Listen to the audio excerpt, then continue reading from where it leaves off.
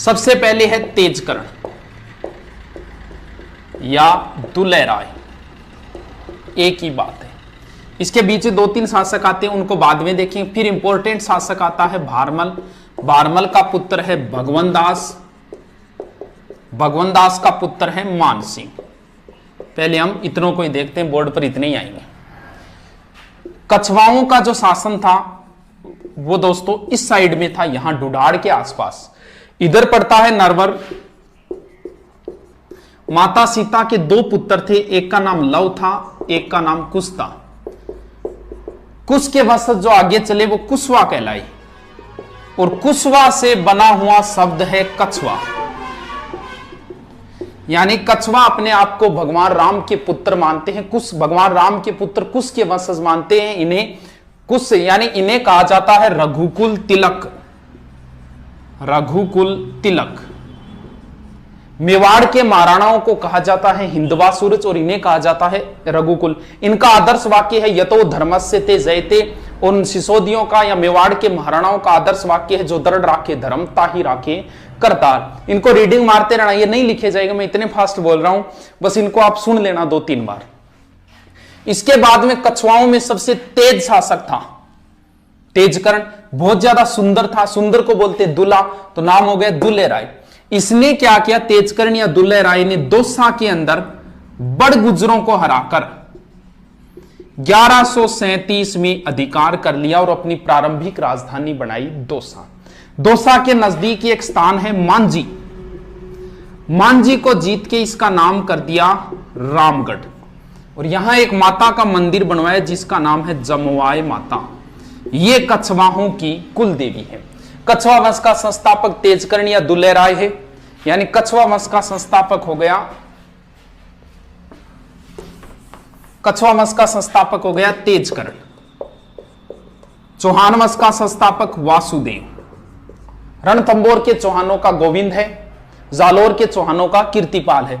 गुहिल वंश का संस्थापक है गुहिलादित्य, ध्यान रहे, चलो बाद में करें। सिसोदियों वंश का संस्थापक है राणा हमीर। राठौड़ वंश का संस्थापक है राव सिंहा। बाटी वंश का संस्थापक है बट्टी। जाट वंश का संस्थापक है चूड़ामन। बस सुनते जाओ इनको, टेंशन मत लेना किसी चीज की। कईयों में वास्तविक भी आता है, जैसे इनमें वास्तविक आएगा गुहिल वंश का वास्तविक संस्थापक बप्पा रावल। सिसोदिया राठौड़ वंश का वास्तविक संस्थापक चूड़ामन को माना जाता है, राव चूड़ा को माना जाता है। और जाट राजवंश का वास्तविक संस्थापक बदन सिंह को माना जाता है। इन तीनों में वास्तविक भी आते हैं, एक सीधा संस्थापक, एक वास्तविक। वास्तविक क्या होता है वो थोड़ा आगे देखेंगे। हाँ, अब ये जमवाय माता कछवाहों की क्या हो गई, कुल देवी। 2 चीजें होती है, एक कुल देवी होती है, एक आराध्य देवी होती है। इनकी परिभाषा वगैरह कंपटीशन में कोई नहीं पूछता, जब बच्चों को पढ़ाते हैं टाइम होता है तब इन पे अच्छी तरीके से व्याख्या करते हैं। एक बार मैं सीधे ही बता देता हूं। इनकी आराध्य देवी है शीला माता। शीला माता आगे आएगी मानसिंह के समकालीन, मानसिंह के समय आएगी शीला माता। ऐसा 2 ही जगह है, बाकी सब में जैसे चौहानों की कुलदेवी शाकंभरी माता है, सिक्कर के चौहानों की कुलदेवी जीर्ण माता है, जालोर के चौहानों की कुलदेवी आशापुरा माता है, गुइल और सिसोदे उनकी बाण माता है, राठौड़ों की कुलदेवी नागणेची माता है, बाटियों की कुलदेवी स्वांगिया माता है, जाट राजवंश की कुलदेवी राजेश्वरी माता है। यानी 2 में आएगा, कछवा राजवंश की कुलदेवी जमवाय माता और आराध्य देवी शीला माता, राठौड़ों की कुल देवी नागणेची माता और राठौड़ों की आराध्य देवी करणी माता। इन 2 में आराध्य आती, बाकी सब में क्या आएगी, कुल देवी ही आएगी। इसके बाद में तेजकर्ण का पुत्र आया दुलेराय। इसने क्या किया, यहां पड़ता है आमेर।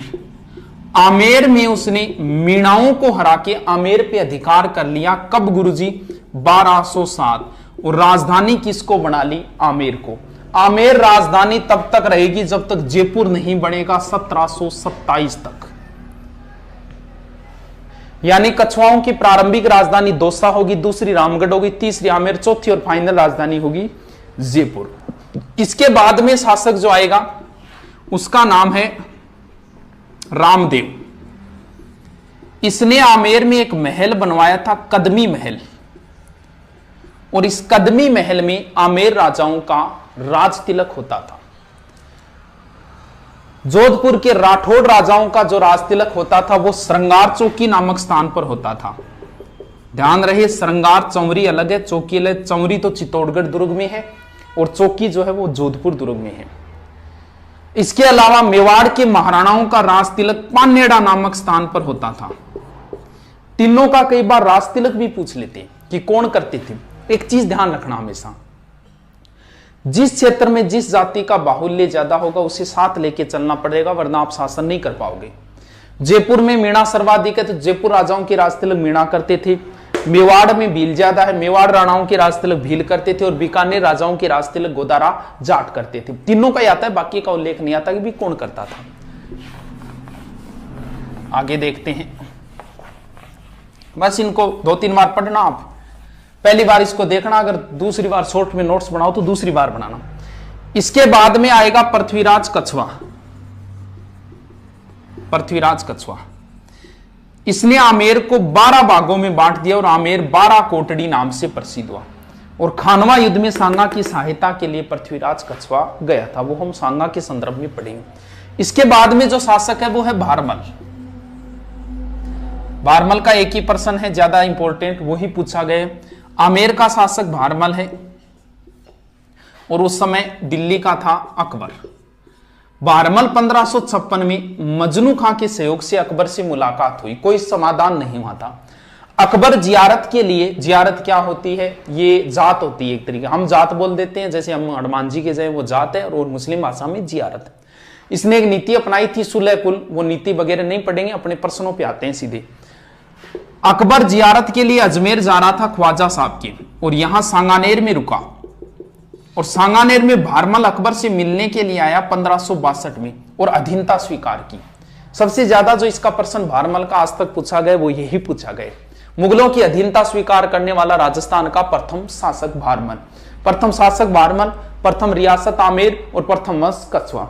इसके बाद में जियारत के बाद में जब अकबर वापस जा रहा था तो यहां सांबर में हिंदू मुस्लिम रीति रिवाज से जोधा और अकबर का विवाह हुआ था। पीछे सेकंड ग्रेड में प्रश्न आया था कि जोधा और अकबर की विवाह स्थली रही है सांबर।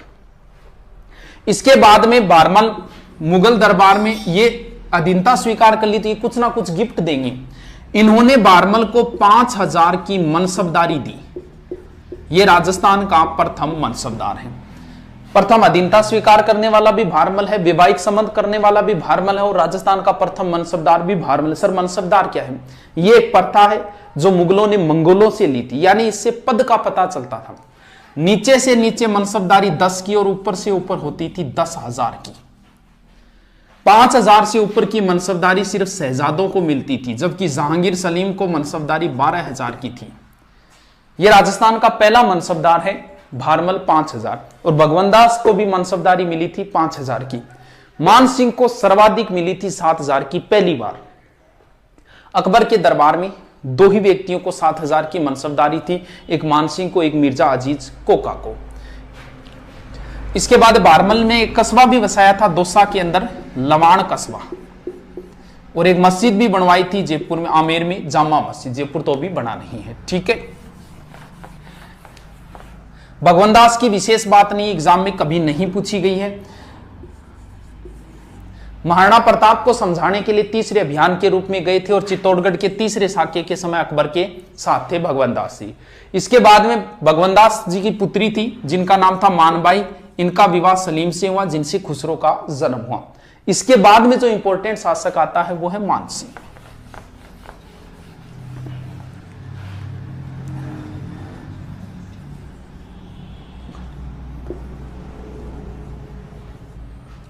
मानसिंह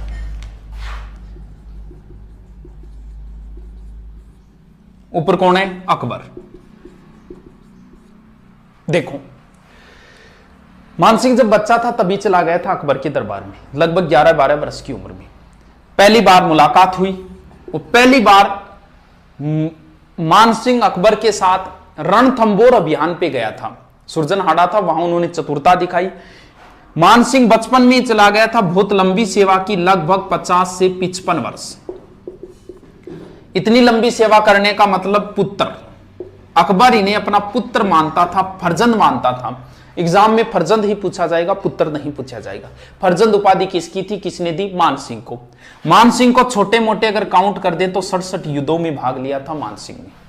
और मान सिंह पुत्र के समान था, तो मुगल दरबार में, अकबर के दरबार में जो नवरत्न थे, उन नवरत्नों में भी मान सिंह का स्थान था। सर नवरत्न कौन कौन से थे, सीधा सूत्र याद रख लेना, बात में MDH। इसका जो प्रश्न आता है वो हमेशा ऐसे आता है, निम्न में से नवरत्नों में शामिल नहीं था। बात में MDH। बी का मतलब भगवान दास, अबुल फजल, तानसेन, बीरबल, अब्दुल रहीम खान काना, टोडरमल, मान सिंह, दो प्याजा और हकीम हुकाम। लास्ट कौन है, हकीम हुकाम। अब भगवान दास को नहीं माना जाता, तो कुछ किताबें मानती है फेजी को, तो ध्यान रखना फेजी है वैसे। और हकीम हुकाम ऑप्शन नहीं हो तो होगा फकीर अजीबुद्दीन, ये थोड़ा सा ध्यान रख लेना। अब देखो मानसिंह को काबुल का सूबेदार बनाया गया। कुंवर मानसिंह है, ध्यान रखिए, अभी तक राजा नहीं बना है, कुंवर मानसिंह है। काबुल का सूबेदार बनाया गया। काबुल से जब वापस आ रहे थे तो बीच में आता है लाहौर। लाहौर से मानसिंह राजस्थान में एक कला लेके आए थे जिन्हें बोलते हैं ब्लू पोट्री।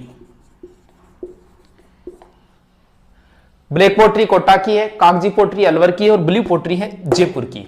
और ब्लू पोट्री का प्रसिद्ध कलाकार है कृपाल सिंह शेखावत। फिर मानसिंह को सूबेदार बनाया गया था बिहार का, पटना का। बिहार के अंदर अभी कुंवर मानसिंह ये राजा नहीं बने, और जब बिहार में थे तब इनके पीछे से पिता की मृत्यु हो गई भगवान दास की। नियम ये होता है कि वारिस जहां कहीं भी हो, राजगद्दी खाली नहीं रहनी चाहिए, उनका राज तिलक कर दो।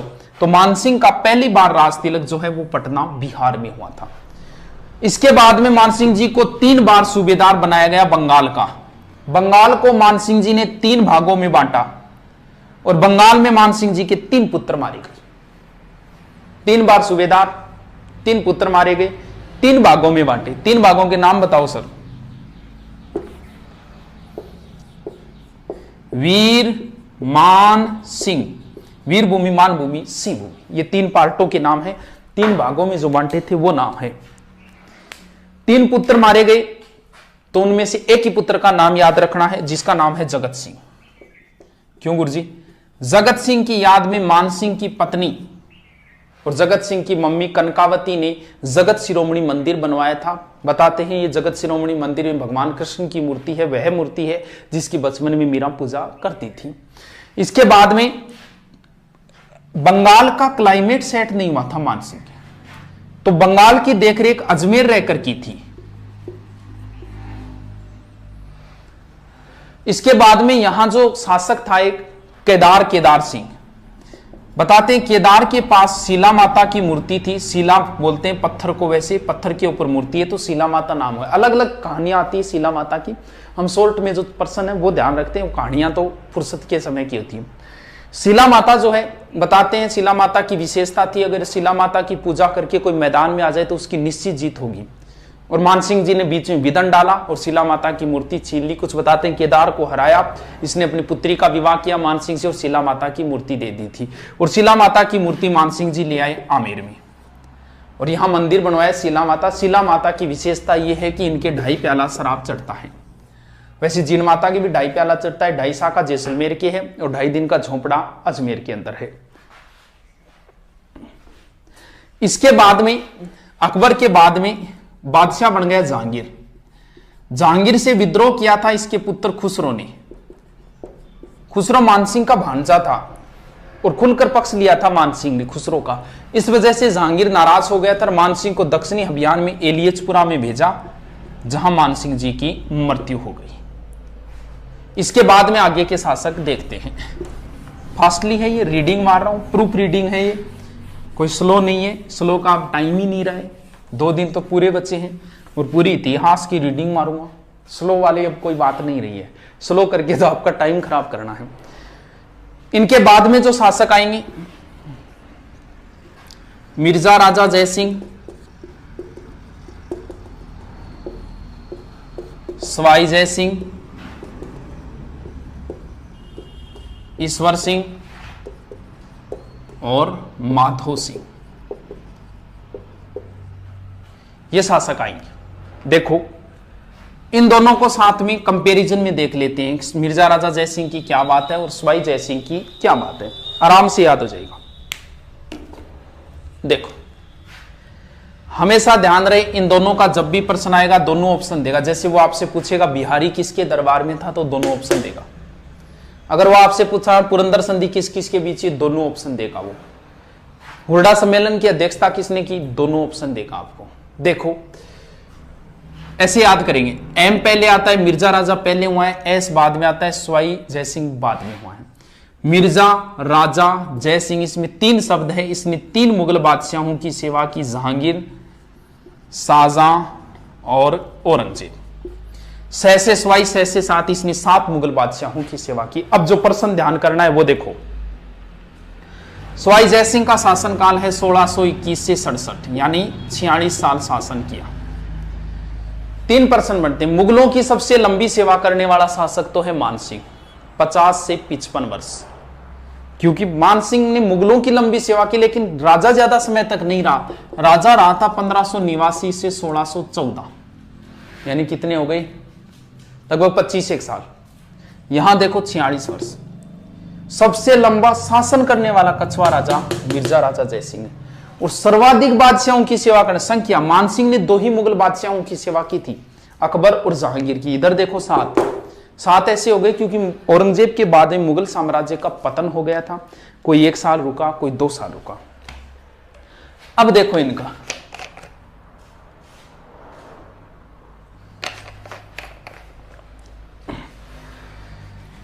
मिर्जा राजा जयसिंह, ये बीच वाला शाहजहां गंधार अभियान पे जाते समय मिर्जा राजा की उपाधि थी। मिर्जा राजा के बाद में सवाई जयसिंह हुआ और शाहजहां के बाद में औरंगजेब हुआ, तो इन्हें सवाई राजा की उपाधि किसने दी। और ऐसे प्रश्न ही ज्यादा आते हैं एग्जाम के अंदर। मिर्जा राजा की किसने दी, सवाई जयसिंह की किसने दी, मिर्जा राजा की शाहजहां ने दी और सवाई जयसिंह की किसने दी। कोई समस्या नहीं है इसमें, आराम से याद हो जाएगा। अब इसके बाद में इन्हें, सवाई जयसिंह को वैसे चाणक्य भी कहा जाता है, और मिर्जा राजा को औरंगजेब ने बाबाजी की उपाधि भी दी थी। ये तो एग्जाम में कभी नहीं पूछे गए, थोड़ा सा रखो तो रख लेना। अब इनके काम देखते हैं। इनके 2 ही बातें हैं इंपॉर्टेंट, एक तो बिहारी जो सबसे ज्यादा बार पूछा जाता है, और दूसरी है पुरंदर की संधि।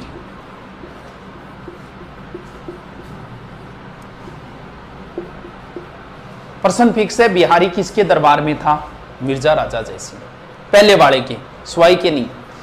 बिहारी ने बिहारी सतसई लिखी थी, बिहारी के 1-1 दोहे पर मिर्जा राजा इन्हें 1-1 स्वर्ण मुद्राएं दिया करता था, और इन्हें काली पहाड़ी की जागीर भी दी थी। बस एग्जाम की दृष्टि से इतना ही है, बिहारी किसके दरबार में था।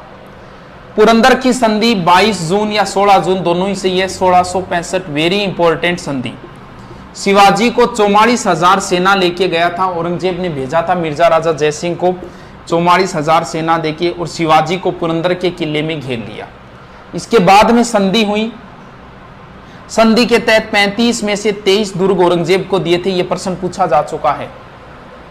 और मिर्जा राजा के कहने पर ही शिवाजी औरंगजेब से आगरा के किले में मिलने गए थे, जिन्हें औरंगजेब ने कैद कर लिया था। 1666 की बात है। शिवाजी अपने स्थान पे हिरोजी फरजंद हमशक्ल था, उनको सुलाकर वहां से फरार हो गए थे। तो ये संधि बहुत इंपॉर्टेंट संधि है, पुरंदर की संधि 22 जून 1600 पीछे पुलिस में आई थी। 1665 है और 35 में से 23 दुर्ग दिए। सवाई जयसिंह की कई डेटें इंपॉर्टेंट है, 1708, 1727, 1734, 1740। 40 तो छोड़ो, ये 3 इंपॉर्टेंट है, कई बार पूछी गई है। 1708 में क्या है, 1708 में एक समझौता है देबारी। देबारी पड़ता है उदयपुर में। छोटी सी बात है, जल्दी से बता देता हूं, समझौता आपको नहीं पूछे, ज्यादा ज्यादा है, डेट ही है। यहां का शासक जयसिंह, मारवाड़ का था अजीत सिंह, और मेवाड़ का था अमर सिंह सेकंड। इनके बीच में हुआ था ये संधि। ये तीनों इनके पास गए थे अपनी भूमि वापस लेने के लिए। आजम और मुअज्जम के बीच में जो वो किस्सा था। अमर सिंह ने कहा कि मेरी पुत्री है चंद्रकमरी, उससे विवाह करना पड़ेगा सवाई जयसिंह तुझे, और इनके जो संतान होगी वो संतान हुई थी माधो सिंह, वो आमेर का राजा बनेगा। इसने संधि मान ली, लेकिन सवाई जयसिंह के पहले पुत्र का जन्म हो गया था ईश्वर सिंह का, और नियम यह होता है कि राजा का बड़ा पुत्र ही राजा बनेगा। इस वजह से, इस एक समझौते की वजह से आमेर के अंदर भावी, आमेर नहीं बाद में जयपुर हो जाए, जयपुर के अंदर भावी उत्तराधिकारी युद्ध प्रारंभ हो गया था। ईश्वर सिंह और माधो सिंह आपस में लड़ना शुरू हो गए थे, दोनों सौतेले भाई। इस वजह से थोड़ी सी इंपॉर्टेंट है देबारी समझौता।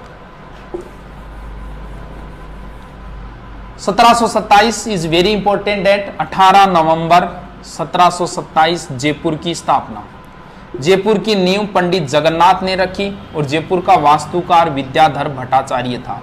अगर आपसे पूछ ले आधुनिक जयपुर का निर्माता कौन है, तो ध्यान रखना मिर्जा इस्माइल है। वैसे जयपुर का पूछे तो सवाई जयसिंह है। आधुनिक का मतलब जो जयपुर हमें अब मिला हुआ है। सवाई जयसिंह ने जो जयपुर बसाया था वो चारों ओर से बंद था, चौकड़ियों का शहर चारों ओर से बंद था, और मिर्जा इस्माइल ने चारों ओर वो दीवारें हैं वो तुड़वा के जयपुर का विस्तार कर दिया था। इस वजह से आधुनिक जयपुर का निर्माता मिर्जा इस्माइल है, और वैसे जयपुर का निर्माता हो गया Sawai Jaisingh. 1734 is very important date. क्या हुआ इसमें, देखो क्या हुआ। वही सवाई जयसिंह, मेवाड़ का उस समय था संग्राम सिंह, सेकंड संग्राम सिंह है। जयसिंह गया संग्राम सिंह के पास कि मैं मराठों से परेशान हो गया, ऐसा कोई उपाय करो कि मराठों से पीछा छूटे। संग्राम सिंह ने कहा कि एक सम्मेलन रखो, कहां, हुरडा में। कब? 17/7/1734 में। लेकिन संग्राम सिंह की पहले मृत्यु हो गई, बोले अध्यक्ष मैं ही रहूंगा। इसकी मृत्यु होने के कारण अगला शासक बना था जगत सिंह सेकिन, और इस हुरडा सम्मेलन की अध्यक्षता जगत सिंह सेकिन ने की। इसका आयोजन करता सवाई जयसिंह था। 17/7/1734 ये इतिहास का दूसरा दौर है जब पूरा राजपूताना एक हुआ है। इतिहास में पूरा राजपूताना दो बार एक हुआ है, एक संग्राम सिंह के समय 1528 में खानवा युद्ध के समय, और दूसरी बार 1734 के अंदर। अब यहां गड़बड़, सारे शासक आए थे। यहां बीकानेर का जोरावर सिंह राठौड़ आया था, जोधपुर का अभय सिंह राठौड़ आया था, और यहां से सुरजन हाड़ा, दलेल सिंह हाड़ा आया था, या बूंदी से दुर्जन साल हाड़ा आया था, कोटा से ये सवाई जयसिंह, कई शासक आए थे यहां। अब यहां गड़बड़, आपसी मनमुटाव ही हो गया था अध्यक्ष पद को लेके। ऐसे सेना ने ये योजना बनाई कि अब तो हम जा नहीं सकते, 7वां महीना वर्षा ऋतु है, क्योंकि वर्षा ऋतु नर्मदा और ताप्ती नदियों में पानी आ जाता है। नियम ये यहां तय हुआ था कि हम सीधा महाराष्ट्र चलेंगे और वहां युद्ध करेंगे। तो इन्होंने कहा कि वर्षा ऋतु के बाद में हम सब कोटा के रामपुरा गांव में इकट्ठा होंगे, लेकिन वहां ये मान लो फैल हो गया था, कोई नहीं आया था। लेकिन ये इतिहास का दूसरा दौर है जब पूरा राजपूताना एक हुआ है। तो आप ये इतना याद रखो, हुरडा भीलवाड़ा में पड़ता है, 17/7/1734 में होता है। ये भी पूछ लिया किन के विरुद्ध हुआ था, मराठों के विरुद्ध हुआ था हुरडा सम्मेलन, और इसकी अध्यक्षता जगत सिंह सेकिन ने पहले संग्राम सिंह को बनाना तय हुआ था, और सवाई जयसिंह इसका आयोजन करना। सवाई जयसिंह अंतिम हिंदू बादशाह था, अंतिम हिंदू सम्राट था, जिसने अश्वमेध यज्ञ का आयोजन करवाया था पुंडरीक रत्नाकर की देखरेख में। सवाई जयसिंह ने नाहरगढ़ दुर्ग का भी निर्माण करवाया था। मराठों के आक्रमण से बचने के लिए इसे सुदर्शनगढ़ भी कहा जाता है, तो थोड़ा सा ध्यान रखना। इन दोनों के बीच में युद्ध में उत्तराधिकारी वो इंपॉर्टेंट नहीं है, वो फुर्सत के समय बताए जाते हैं। एक ही चीज इंपॉर्टेंट है, यहाँ ईश्वर सिंह ने ईसर लाट बनवाई थी। इसके 7 खंड है, 7 मंजिल नहीं है, ध्यान रखना, इसके 7 खंड है, क्योंकि 7 राजाओं को हराया था एक साथ। इसकी विजय के उपलक्ष्य में ये जयपुर के त्रिपोलिया बाजार की दुकानों के पीछे बनी हुई है ईसर लाट। इसे सरगासुली भी बोलते हैं।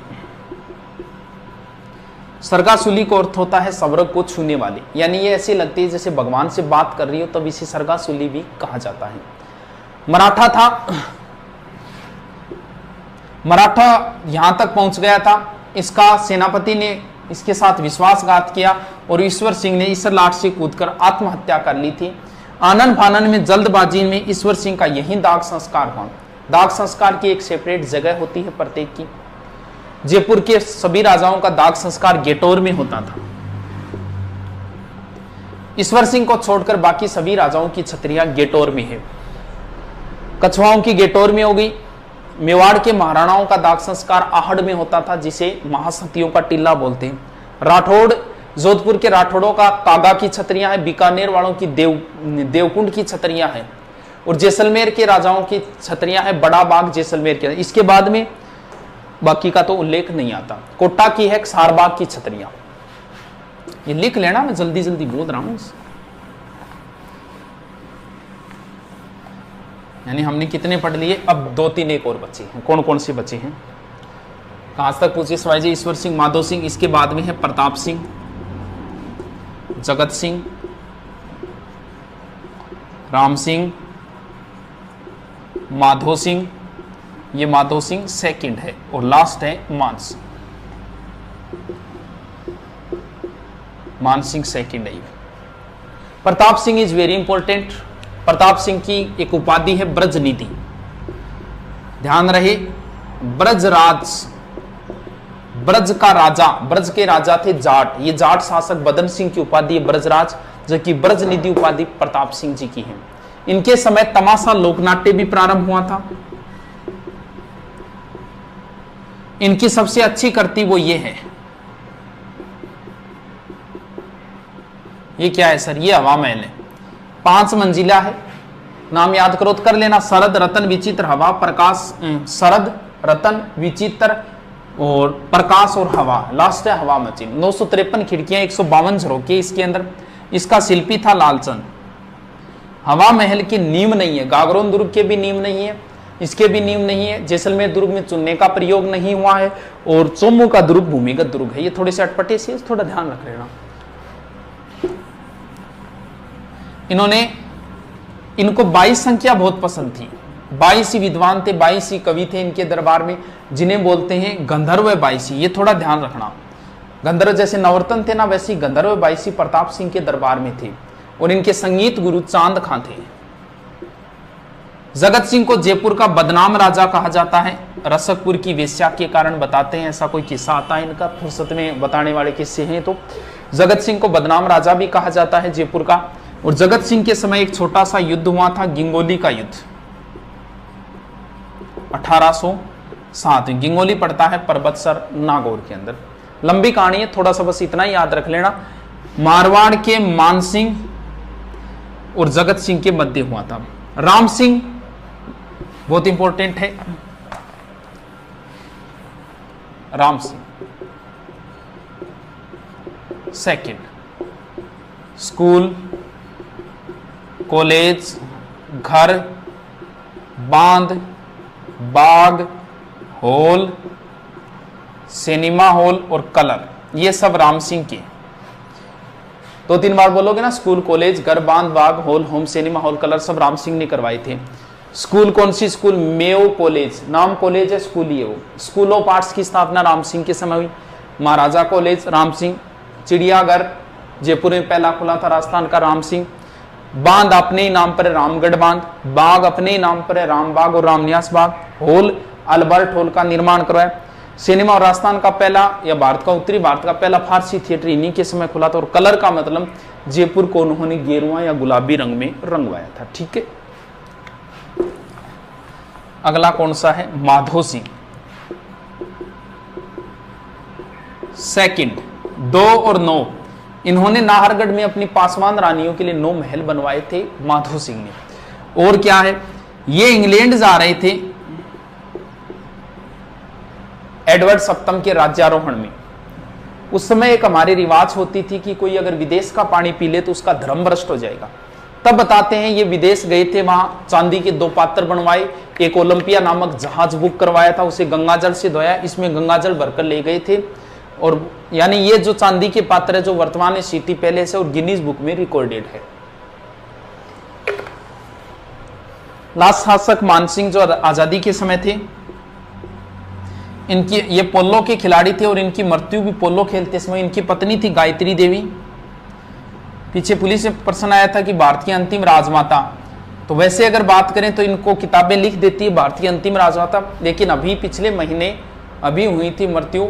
जोधपुर का अंतिम शासक था हनुमंत सिंह, उनकी पत्नी अभी कृष्णा कुमारी का निधन हुआ था, तो एक हिसाब से तो भारत की अंतिम राजमाता ये हो गई, क्योंकि हनुमंत सिंह जी पत्नी थी, जो लास्ट राजा थे हनुमंत सिंह। बाकी किताब में इसको लिखती है किस हिसाब से पता नहीं। तो गायत्री देवी राजस्थान की प्रथम महिला है जो लोकसभा में गई थी। ये हीरोइन भी थी और कुछ बिहार की राजकुमारी भी थी गायत्री देवी। ठीक है, ये लो, जयपुर की हिस्ट्री इज कंप्लीट। दोबारा रीडिंग मारते हैं 5 मिनट। कौन कौन से शासक लिखे मैंने? सबसे पहले लिखा तेजकर्ण, इंपॉर्टेंट। तेजकर्ण के बाद में लिखा था कोकिल देव, भारमल, भगवंत दास, मान सिंह, मिर्जा राजा जय सिंह, सवाई जय सिंह, ईश्वर सिंह, माधो सिंह, छोड़ो। इसके बाद में जगत सिंह, प्रताप सिंह, पहले लिख दिया कोई बात नहीं। फिर राम सिंह, प्रताप सिंह पहले, फिर माधो सिंह और फिर मान सिंह। ये लो, तेजकर्ण संस्थापक है। कोकिल देव ने आमेर को राजधानी बनाई। प्रथम वैवाहिक अधीनता और मनसबदारी भारमल, भगवंत दास चित्तौड़ के तीसरे अभियान और महाराणा प्रताप को तीसरे अभियान समझाने के रूप में। मान सिंह जी की कई बातें बता दी। मिर्जा राजा जयसिंह बिहारी और पुरंदर, सवाई जयसिंह 1708, 1727, 1734, जगत सिंह जयपुर बदनाम हो गए, राम सिंह स्कूल कॉलेज घर बांध बागवान होम होम सिनेमा हॉल, और Madho Singh Jaipur history is complete. वैसे कंप्लीट नहीं होती, 7 घंटे लगते हैं। अभी कितने लगे? ये तो फास्टली रीडिंग बनवा रहे हैं आपको, काम आ जाए, क्या पता कहाँ कोई ब्रह्मास्त्र लग जाए। लगभग आपको प्रश्न इन्हीं से मिल जाएंगे। अब कौन सा उठाएं? चौहान तो वैसे डाले हुए हैं, तो मैं एक बार नहीं उठाता हूं इनको। फिर राठौड़ उठा लेते हैं। राठौड़ों की 3 शाखाएं थी। उत्पत्ति कैसे हुई क्या हुई वो हम नहीं देखेंगे यहां। राठौड़ों की 3 शाखाएं थी। एक बीकानेर के राठौड़ थे, एक किशनगढ़ के थे, और एक मैन जो थे वो जोधपुर के थे। सबसे पहले राव सिंहा,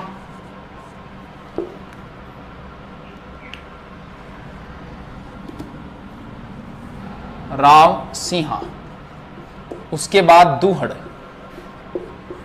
फिर चूड़ा, चूड़ा का पुत्र है रणमल, कान्हा भी है। रणमल के बाद में है जोधा, जोधा के बाद में है सातल देव। पहले तो इतनों का देखते हैं। अभी राव सिंहा कहां आए क्या आए इनका उल्लेख एक बार नहीं करेंगे, सीधे सीधे है राठौड़ वंश का संस्थापक राव सिंहा। दूहड़, दूहड़ कर्नाटक से एक माता की मूर्ति लाया था जिसे बोलते हैं चक्रेश्वरी माता, और दूसरा नाम है नागणेची माता। और वहां से लाके नागणेची माता की मूर्ति नगाना में लगाई। नगाना पड़ता है बाड़मेर। ध्यान रखना, एक नारायणी माता अलग है, नागणेची माता अलग है, नारायणी माता अलग है। नारायणी माता नाइयों की कुलदेवी है जिनका मंदिर बरवा डूंगरी पहाड़ी अलवर में है। और नागणेची माता राठौड़ों की कुलदेवी है जिनका मंदिर दूहड़ ने बनवाया था, यानी कर्नाटक से दूहड़ मूर्ति लेके आया था। तो दूहड़ की इतनी बात है।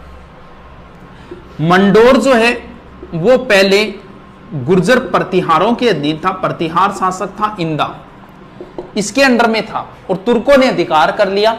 चूड़ा ने सहायता की, कैसे की क्या की वो लंबी कहानी है, लेकिन सीधा बता देता हूं। चूड़ा ने सहायता की प्रतिहार शासक इंद्रजीत की, और प्रतिहार शासक खुश होकर अपनी पुत्री का विवाह चूड़ा से किया, और मंडोर इन्हें दहेज में दे दिया, और राठौड़ों की प्रारंभिक राजधानी हो गई मंडोर। यानी राठौड़ों की प्रारंभिक राजधानी क्या थी? मंडोर थी। इसके बाद में रणमल, इनकी स्टोरी मेवाड़ में आती है। मेवाड़ में कुंभा ने भारमली के सहयोग से मरवा दिया था रणमल को। इसके बाद में जोधा है। अब देखो, राठौड़ वंश का संस्थापक राव सिंहा, राठौड़ वंश का वास्तविक संस्थापक चूड़ा, यानी राव चूड़ा। अब एक चीज और देखो, सामंत प्रथा मतलब नौकर चाकर रखना, यानी मारवाड़ में सामंत प्रथा की शुरुआत किसने की? चूड़ा ने, जबकि सामंत प्रथा का वास्तविक संस्थापक माना जाता है जोधा को। जबकि इतिहासकार ये कहते हैं जोधा ही मारवाड़ का पहला प्रतापी शासक है। तो इसके बाद में जोधा ने क्या किया, कुंभा के समकालीन है, आवड़ा बावड़ा की संधि हुई, वो कुंभा के समय देखेंगे। अब जोधा ने सोचा कि भी मंडोर तो सुरक्षित ने कोई बढ़िया दुर्ग बनाई। तो एक बाबा रहता था चिड़ियानाथ,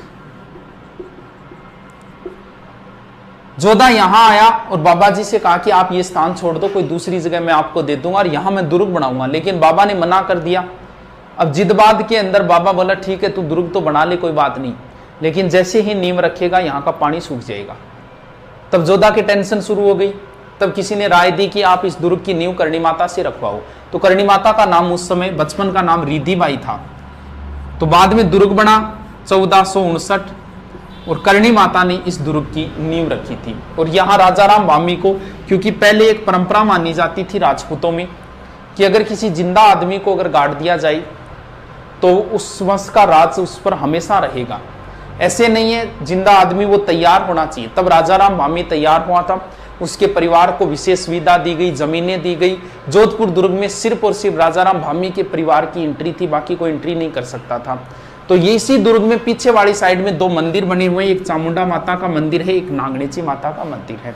और चामुंडा माता मंदिर में भगदड़ भी मची थी 2008 में, जिसकी जांच के लिए जसराज चोपड़ा आयोग बनाया गया था। इसके बाद में जो शासक है सातल देव, सातल देव की एक ही बात है, इनके समय अजमेर का था मल्लू खां, उसका सूबेदार था गुड़ला।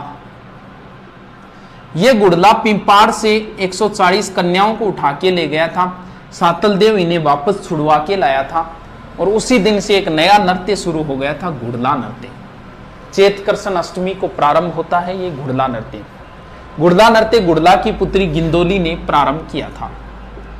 तो सातल देव की और कोई बात नहीं है। आगे शासक मिटा देता हूं।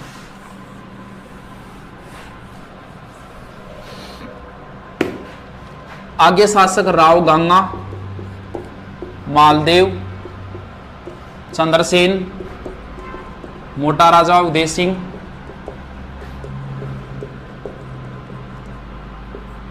सूर सिंह, गज सिंह, जसवंत सिंह, अजीत सिंह। टेंशन नहीं मत आना, हम तो रोज बढ़ाते हैं, नॉर्मल बातें होंगी। आधी रात को पूछे तो ही बोल देते हैं ये। अब तो कोई ये बोल देना मोटा राजा के बाद शुरू करो, कर देंगे। हाँ, आप टेंशन मत आना, इन्हें आपके लिए जरूरी नहीं है, मेन चीजें जरूरी है आपके लिए। राव गंगा ने गंगलाव तालाब बनवाया था और खानवा युद्ध में सांगा की सहायता के लिए मालदेव को भेजा था 4000 सेना देकर।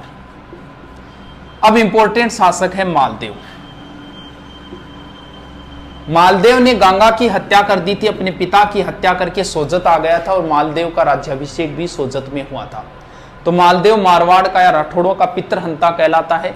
चौहानों का पितृहंता जगदेव है और सिसोदियों का पितृहंता उदा है, जिसने कुंभा की हत्या कर दी थी। मालदेव, मालदेव के उपनाम बहुत है। हसमत वाला राजा, ये फारसी इतिहासकारों ने कहा था। ऐसे प्रश्न ज्यादा आते हैं। हिंदू बादशाह, ध्यान रखना, प्रबल हिंदू राजा हमीर को बोलते हैं, हिंदू सम्राट पृथ्वीराज चौहान को बोलते हैं, हिंदू पथ सांगा को बोलते हैं, हिंदू सुल्तान कुंभा को बोलते हैं और हिंदू बादशाह मालदेव को बोलते हैं। अब दोबारा करके लिख लेना इनको। हिंदू बादशाह बोलते हैं मालदेव को। 52 युद्धों का विजेता, 52 युद्धों का विजेता मालदेव ने सबसे पहले 1532 में बदराजूण पर अधिकार किया था। फिर 1533 के लमसम इसने नागौर के दौलत खां को हराया। फिर मेड़ता के बिरमदेव को हराया। बिरमदेव के साथ दरियाजोश हाथी को लेकर विवाद हुआ था, लंबी कहानी है, यहां से प्रश्न पुटअप नहीं होते।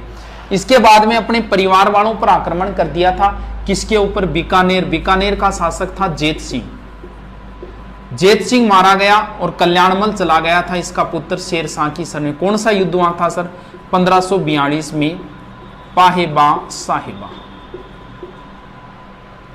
इसके बाद में मालदेव का विवाह हुआ था, लूणकरण की पुत्री थी उमादे, जो इतिहास में रूठी रानी नाम से प्रसिद्ध हुई थी।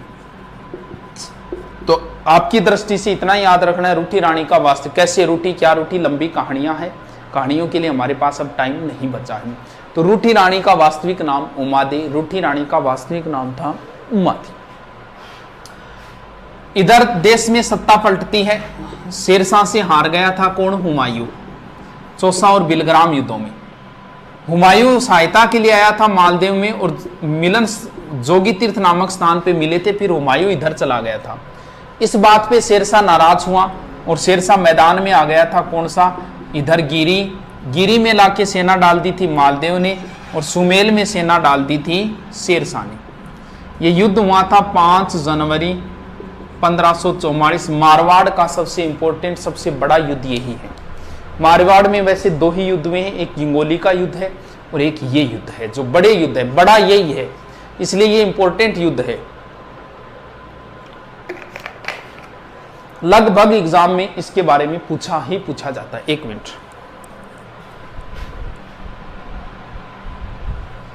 इसके बारे में कई बार पूछ लेते हैं। और इसमें मालदेव के वीर सेनापति थे जेता और कुंपा, ये मारे गए थे। मालदेव वापस आ गया था, वापस आने के बाद मालदेव चला गया था भद्राजोन। बहुत लंबी कहानी है इसकी, लेकिन शॉर्ट में याद रखना है। इस युद्ध में शेरशाह हारते हारते जीता था, तब उसने कहा था कि एक मुश्त बाजरा हिंदुस्तान बादशाहत बर्बाद बुदे, मैं एक मुट्ठी भर बाजरे के लिए हिंदुस्तान की बादशाहत खो देता। और जोधपुर सौंप दिया था शेरशाह ने खवास खां को, खवास खां व ईसा खां को। और शेरशाह चला गया था इधर लास्ट में चला गया था कालिंजरा, वहां उक्का नामक अस्त्र चलाते समय मारा गया।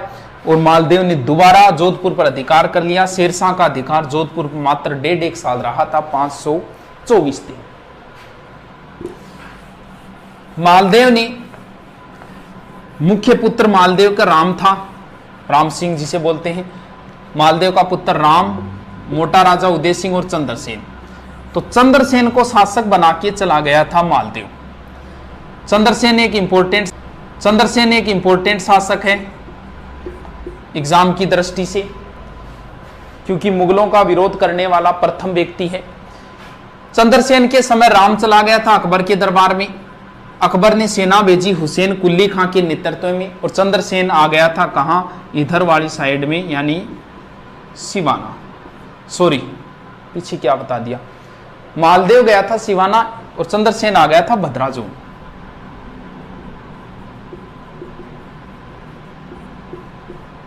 मालदेव गया था सिवाना, मारवाड़ राजाओं की संकटकालीन संस्थि। तो चंद्रसेन आ गया था भद्राजोन। अब अकबर आया था जियारत के लिए, और उसके बाद में अकबर ने एक दरबार लगाया था, नागौर दरबार, नवंबर 1570। इंपॉर्टेंट है, बहुत बार आया है नागौर दरबार कब लगा था। अब इस दरबार में बीकानेर से कल्याणमल आया था,